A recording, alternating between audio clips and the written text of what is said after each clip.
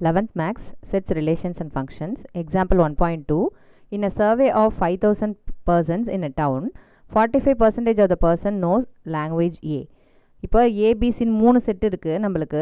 அதை நம்ம இவ்வளோது காம்ப்ளிகேட்டடாக நம்ம ஒரு ஸ்டெப்பாக போட தேவையில்ல. டயக்ராமேட்டிக்காக என்ன செஞ்சிடலாம், இதை சால்வ் பண்ணிடலாம். ஈஸியாக இருக்கும் நம்மளுக்கு. 3 செட் இருக்கிறதுனால நம்ம வரையும் போது இப்படி தானே வரைவோம். ஓகேவா? 3 செட்ஸ் இருக்குது. ஏ பி சின்னு 3 செட் இருக்குது. ஓகேவா? இதில் என்னது 45% of the person knows language A. பர்சன்டேஜ்னு எடுத்துக்காமல் வெறும் நம்பராக 45 மட்டும் எடுத்துங்க. கடைசியாக நம்ம கேல்குலேட் பண்ணிக்கலாம். ஓகேவா? லாங்குவேஜ் ஏ மட்டும் என்னது, லாங்குவேஜ் ஏ மட்டும் கிடையாது. லாங்குவேஜ்னு என்னது, இந்த டோட்டல் சர்க்கிள். ஓகேவா? இது மட்டும் அப்படிங்கிறது கிடையாது. லாங்குவேஜ் ஏ அப்படின்னா இந்த ஒரு ஃபுல் சர்க்கிள்.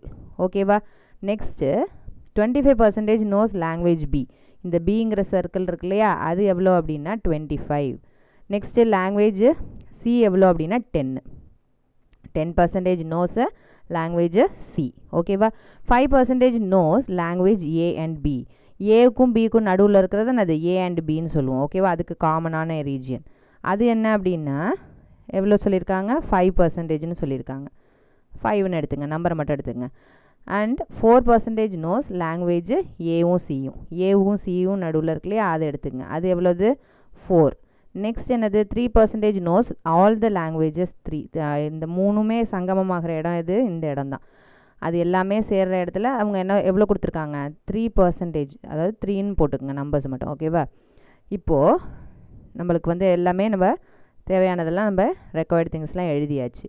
இப்போது இதுலேருந்து நம்ம என்ன கேட்குறாங்க அப்படின்னா, find the number of persons who knows only language A. Only language ஏன்னா இங்கே இருக்குது பார்த்தீங்களா. இப்போ இதுதான் ஏன்னு எடுத்துக்கிட்டிங்கன்னு வச்சுங்களேன், இந்த போர்ஷன் இருக்கு இல்லையா அது போயிடும், இந்த போர்ஷன் இருக்கு இல்லையா அதெல்லாம் போயிடும். ஏன்னா இந்த சர்க்கிளில் இந்த ரீஜியன் எல்லாமே வந்துடுது பாருங்கள். இப்போ நான் சர்க்கிளாக வரைஞ்சி காமிக்கிறேன் பாருங்களேன் தனியாக. இப்படி இருக்கு இல்லையா, இப்போது இந்த போர்ஷன்லாம் போயிடும். நான் இப்போ ஷேட் பண்ணி காமிக்கிறேன் இல்லையா, அதெல்லாம் என்னது ஏங்கிற சர்க்கிள்லேருந்து போயிடும். அது போக மீதி இருக்குது பாருங்கள், இந்த இப்படி ஒரு ஷேப் இருக்குல்ல, இந்த ஷேப்பில் உள்ளது மட்டும்தான் நம்மளை என்ன கேட்குறாங்க, ஆன்சர் கேட்குறாங்க. Find the number of person whose knows only language A. இந்த போர்ஷன் மட்டும்தான் என்னது லாங்குவேஜ் ஏவுக்கு சொந்தமான ரீஜன். ஓகேவா? இப்போ பாருங்கள் 45 அப்படிங்கிறது என்னது, இந்த ஹோல் சர்க்கிள். 45ங்கிறது என்னது, இந்த ஹோல் சர்க்கிள். அதில் எவ்வளோது இங்கே நடுவில் என்ன கொடுத்துருக்காங்க, காமன் இன்டர்செக்ஷன் அது ஏபிசி. எல்லா லாங்குவேஜஸுமே தெரிஞ்சவங்க 3 பேர். அப்போ 45ங்கிறது டோட்டல் நம்பர் ஆஃப் டோட்டல் ஏங்கிறது. இந்த அதுலேருந்து எதெல்லாம் நம்ம மைனஸ் பண்ண போகிறோம், ஏவுக்கும் பிக்கும் உள்ள ரீஜியனு அண்ட் ஏபிசிக்கு நடுவில் உள்ள ரீஜியனு அண்ட் ஏக்கும் சிக்கும் உள்ள ரீஜியன். ஓகேவா? இங்கே ஏவும் பியும் தெரிஞ்ச பர்சன்ஸ் 5ன்னு சொல்லியிருக்காங்க. அப்போ இங்கே பாருங்கள், ஏ அண்ட் பி தெரிஞ்சவங்க எத்தனை பேர், 5%. ஏவும் பியுங்கிறது இந்த full portion.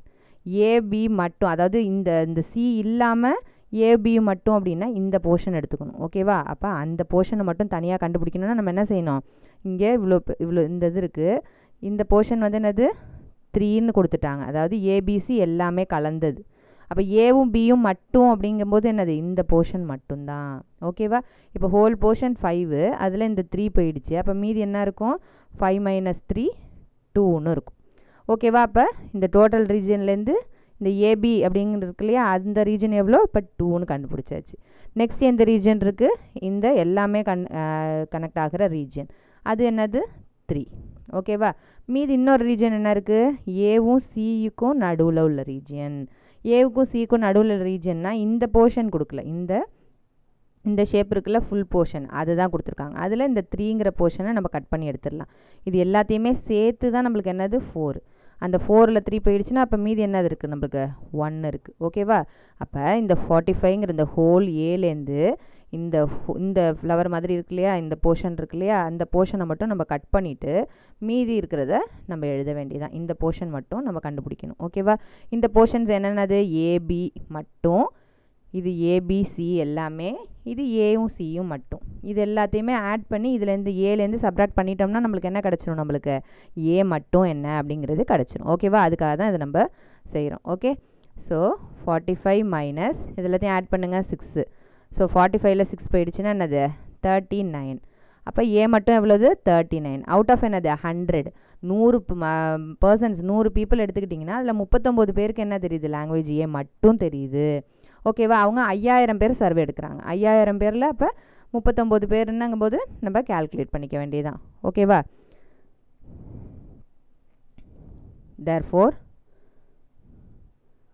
required number of persons எவ்வளோது 5000 மக்களில் 39 பேர் அப்படிங்கும்போது என்னது அது பர்சன்டேஜாக கேல்குலேட் பண்ணி பர்சன்டேஜ்னு இந்த 39% இருக்குல்ல அது நம்பர் ஆஃப் பீப்புள்ஸாக கன்வெர்ட் பண்ணிக்கணும். பர்சன்டேஜுங்கிறது என்ன செய்வோம் டிவைடட் பை 100 போட்டுக்கோம் இல்லையா. அதனால தான் இங்கே என்ன செஞ்சுருக்கோம் டிவைடட் பை 100 போட்டிருக்கோம். இந்த 2 0 கேன்சல் பண்ணிக்கங்க. இந்த 39யும் 50யும் அப்படியே மல்டிப்ளை பண்ணி எழுத வேண்டியதான். 5 9s are 45 balance 4 5 3s are 15 15 + 4 19.